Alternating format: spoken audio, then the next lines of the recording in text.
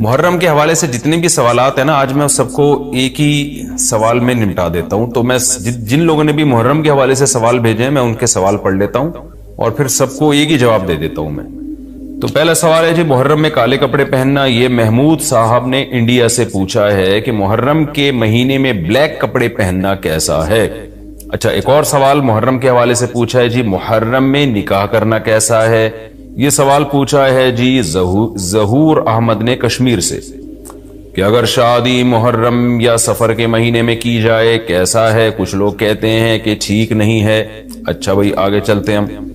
10 محرم کو کون کون سے نبی کو نجات ملی. یہ سوال پوچھا ہے جی ام محمد نے. انہوں نے پوچھا ہے کہ جی کیا ان سب باتوں کی کوئی اصل ہے کہ آدم علیہ السلام کو آسمانوں سے 10 محرم کو اتارا گیا، حضرت نوح علیہ السلام کی کشتی اسی دن ٹھکانے لگی، حضرت ابراہیم علیہ السلام کو 10 محرم کو آگ میں ڈالا گیا، اس کی کیا حقیقت ہے.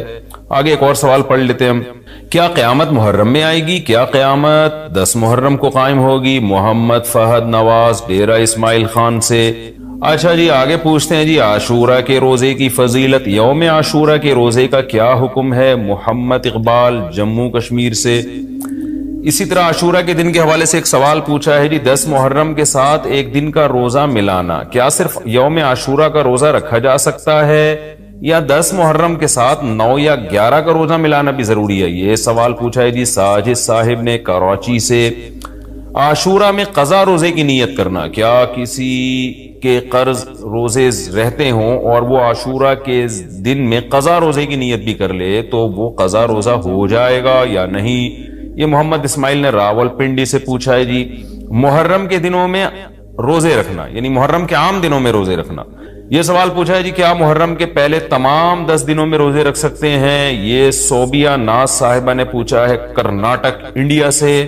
10 محرم کو دسترخوان وسیع کرنا، یہ بڑا دلچسپ سوال ہے، اس میں میرا خیال ہے سب کو بہت زیادہ دلچسپی ہوگی.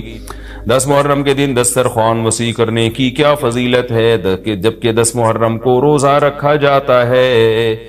10 دن میں کچھ کھاتے پیتے نہیں اور افطار کے وقت 11 محرم شروع ہو جاتی ہے، تو اس حدیث پر کس طرح عمل کیا جائے گا؟ عائشہ صاحبہ نے کراچی سے پوچھا ہے.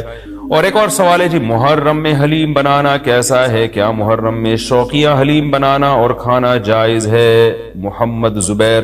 اور اسی سے ملتا جلتا ایک سوال ہے جی حلیم کا تلفظ کیسے کریں؟ سبحان اللہ، محرم میں لوگ حلیم بنائیں گے تو کچھ حلیم کو دلیم کہہ رہے ہوں گے، کچھ سلیم کہہ رہے ہوں گے، کچھ وسیم کہہ رہے ہوں گے. تو اس سے پھر سلیم اور وسیم کو تو غصہ آئے گا کہ یار ہمارا نام حلیم کو کیوں دے رہے ہو. تو یہ بھی سوال پوچھا ہے جی حلیم کو حلیم بولنا چاہیے یا دلیم بولنا چاہیے، اس بارے میں وضاحت فرما دیں. محمد طاہا. یہ سارے محرم اور محرم سے ملتے جلتے سوال تھے آج کے سیشن میں، تو میں نے کہا ایک ہی دفعہ میں سارے سوالات میں پڑھ لوں، پھر ایک ہی دفعہ میں ان سب کے جوابات ہو جائیں تو اچھا ہے. دیکھیں محرم کے بارے میں غلط فہمیاں بہت ساری ہیں. پہلے تو میں یہ عرض کروں محرم کی اسلام میں فضیلت کیا ہے اور کیوں ہے یہ فضیلت. رسول اللہ صلی اللہ علیہ وسلم نے فرمایا کہ محرم کو آپ صلی اللہ علیہ وسلم نے شہر اللہ قرار دیا ہے. صحیح حدیث ہے کہ آپ صلی اللہ علیہ وسلم نے فرمایا، صحیح مسلم کی حدیث ہے کہ رمضان کے روزوں کے بعد سب سے زیادہ جو روزے افضل ہیں وہ شہر اللہ المحرم، اللہ کے مہینے محرم کے، یعنی اللہ کی طرف اس محرم کی نسبت کی جا رہی ہے. تو یہ ایک بڑی فضیلت کی چیز ہے. اور قرآن میں جن 4 مہینوں کو محترم قرار دیا ہے، عرب ان مہینوں میں جنگ و جدال کو حرام سمجھا کرتے تھے کہ یار یہ ناجائز ہے، اس میں جنگ نہیں کرنی چاہیے، ان مہینوں کا احترام لازم ہے. ان میں 4 مہینوں میں محرم بھی ہے. محرم، رجب، ذی الحجہ، ذی قعدہ، ذی الحجہ، یہ 4 مہینے ہیں جو محترم ہے، لیکن اس میں پھر رجب بھی داخل ہے اور ذی قعدہ بھی اور ذی الحجہ بھی، تو یہ بھی ہے. اور 10 محرم کے روزے کی بڑی فضیلت ہے. آپ صلی اللہ علیہ وسلم نے فرمایا 1 سال کے گناہوں کی معافی کا ذریعہ بنتا ہے. لیکن آپ نے فرمایا کہ یہودیوں کی مشابہت نہ کرو، کیونکہ یہودی 1 روزہ رکھتے ہیں تو ہم 9 10 یا 10 11 2 روزے ملائیں گے. تو یہ محرم کی فضیلت ہے. اور یہ کیوں ہے اس کی ہمیں وجہ معلوم نہیں ہے. جیسے کسی نے ابھی بھائی نے سوال پوچھا نا ایک کہ اس میں کوئی واقعات ہوئے تھے، تو پہلے میں بتا دوں 10 محرم میں جب نبی صلی اللہ علیہ وسلم نے محرم کے مہینے کی یہ فضیلت بیان کی تو اس کو کسی واقعے کی بیس پہ بیان نہیں کی ہے.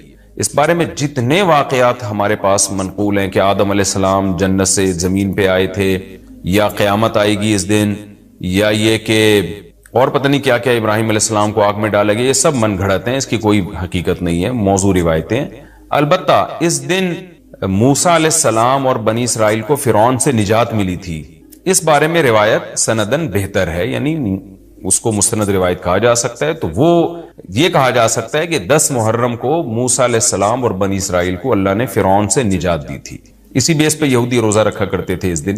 تو یہ روایت کے علاوہ باقی جتنے بھی واقعات ہیں سب من گھڑت ہیں۔ باقی حضرت حسین رضی اللہ تعالی عنہ کو جو کربلا میں شہادت ملی ہے، وہ تو 10 محرم، وہ تو فضیلت تو اسلام میں پہلے سے تھی، تو حضرت حسین رضی اللہ تعالیٰ عنہ کا واقعہ تو بعد میں ہوا ہے، تو اس سے حضرت حسین کی شہادت کو اور فضیلت مل گئی کہ آپ کو ایک مقدس دن میں اللہ تعالیٰ نے شہادت عطا فرمائی ہے۔ تو اب کیا مسئلہ ہے، اب میں جو ہے نا نمبر وار سوال پڑھ کے بتاتا ہوں، نمبر وار جو ہے نا، تاکہ وہ بحث ہماری گچ مچ نہ ہو جائے۔ ابھی سارے سوال میں نے اکٹھے پڑھ لیے تھے تاکہ آپ کو پتا چلے کہ آج محرم کے بارے میں کیا معلومات ہم شیئر کریں گے، کیا مسائل میں بتاؤں گا۔ محرم میں کالے کپڑے پہننا، یہاں سے ہمارے سوالات شروع ہوئے تھے۔ محمود صاحب نے انڈیا سے پوچھا تھا، دیکھیں کالے کپڑے کسی بھی وقت پہنے جا سکتے ہیں، کالے کپڑے پہننے کے ناجائز ہونے کی ہمارے پاس کوئی دلیل نہیں ہے۔ سفید کو پسند کیا گیا ہے، نبی صلی اللہ علیہ وسلم نے فرمایا سب سے زیادہ پسندیدہ لباس وہ سفید ہے۔ کفنوا فیہا موتاکم، اپنے مردوں کو بھی اسی میں دفن کیا کرو، اس لیے سفید لباس کو آپ صلی اللہ علیہ وسلم نے افضل قرار دیا، اس میں پاکیزگی زیادہ ہے۔ باقی نبی صلی اللہ علیہ وسلم نے مختلف رنگوں کے کپڑے پہنے، اس کی علماء وجہ یہ بیان کرتے ہیں کہ اس زمانے میں غربت تھی، آپ نے سفید لباس کو پسند تو کیا لیکن نبی کے لیے ہر وقت سفید لباس کا انتظام کرنا آسان نہیں تھا، غربت تھی، لباس پہن لینا ہی بڑی بات ہوتی تھی کہ لباس مل جائے کسی کو۔ کتنے واقعات ہیں کہ ازار ہے تو قمیض نہیں ہے، قمیض بڑی مشکل سے کسی کو ملتی تھی، کچھ چادر نہیں ہے اوپر پہننے کی، اتنی غربت کا عالم تھا۔ تو اس میں آپ صلی اللہ علیہ وسلم یہ تکلف کرتے کہ ہر قیمت پہ میرے لیے سفید لباس لے کر آؤ، تو یہ آپ صلی اللہ علیہ وسلم کے مزاج میں جو سادگی تھی یہ اس کے خلاف تھا۔ تو آپ نے دنیا میں تکلف نہیں کیا، جو جیسا لباس ملا پہن لیا، پسند سفید کو کیا۔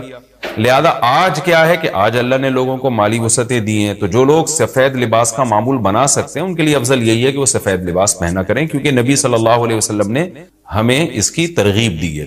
خود کیوں نہیں پہنا، اس میں تکلف تھا، یعنی پراپر انتظام کرنا مشکل تھا، تو جو آیا پہن لیا آپ صلی اللہ علیہ وسلم نے، کیونکہ ایک چیز مشکل ہے اس میں اتنا تکلف کرنا، یہ خود بھی تو نبی کے مزاج کے خلاف ہے۔ تو اس لیے ہم کہتے ہیں کہ بھئی جو ملے پہن لو، لیکن اگر لوگ آج کل تو لباسوں میں تکلف ویسے ہی بہت ہو رہا ہے، تو آپ نے جب سلوانے ہی ہیں، خریدنے ہی ہیں، تو سفید کو ترجیح دیں آپ، اس میں پاکیزگی زیادہ ہے، اس میں طہارت زیادہ ہے۔ آپ سفید لباس کے عادی ہو گئے، آپ سے کلر والا لباس پہنا نہیں جائے گا۔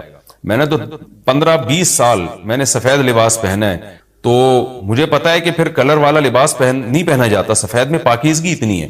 اب میں پہنتا ہوں کلر والا لباس، وہ وجہ اس کی ہے کہ بعض دفعہ گھر والوں کا اصرار ہوتا ہے، بعض دفعہ کیمرے کی ریکوائرمنٹ ہوتی ہے، وہ کیمرہ سفید لباس کو کیچ نہیں کر پا رہا ہوتا، وہ کیمرہ مین کہہ رہا ہوتا ہے بھائی کوئی اور کلر، کوئی اور کپڑے پہن کے وغیرہ وغیرہ۔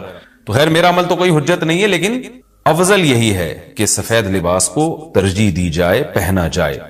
اور علماء صلحاء اکثر عموماً ہم نے دیکھا ہے کہ سفید لباسی کو ترجیح دیتے ہیں، کلر والا بھی جائز ہے لیکن بہتر یہ۔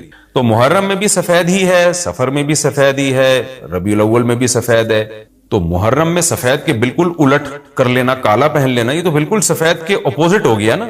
تو ہم یہ نہیں کہہ رہے کہ کالا لباس پہننا ناجائز ہے، لیکن آپ سفید سے اگر آپ نے یوٹرن لیا بھی تھا تو گرے پہ آ جاتے، گرین پہ آ جاتے، ایک دم آپ بلیک پہ آ گئے، تو بہرحال یہ یعنی کراہت سے خالی نہیں ہے، اس کا معمول بنا لینا۔ تو ناجائز میں نہیں کہہ رہا،